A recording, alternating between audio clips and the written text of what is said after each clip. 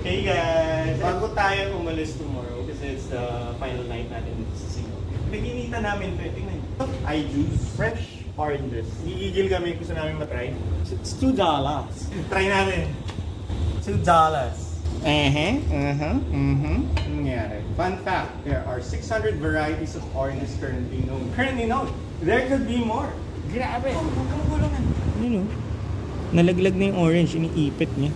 Ipit-ipit, pababa, ayun, you can see squishiness is flowing. Tapos di mo pala nalagay yung cup mo. This is here, please collect. Yun na, yun na. Kita niyo nag-move? Ako hindi ko nakita. Ayun. Nasaan? Okay na ba yan? Oo, nasa ilalim. Up. Yun. Nagbabasa. Di nagbabasa. Oh my God, ang hirap. Kapatid! Ilang straw? Top straw?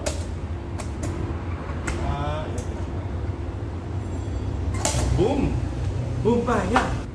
First time mo? Mag-OJ? Di ah. Wow, fresh! Ang lasa? Lasa lemon? Nasa mangga. Hindi, gagi. As in, legit. Parang kang umangata na sangkis. Ang sarap. Umataw pa. Gagi ang sarap. Tikman mo.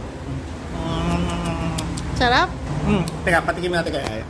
Fresh yan, no additives. Pili ka pa isa. Sarap, di ba? Hindi masarap? Saka na lang. I-juice. Or I-juicy. Sarap.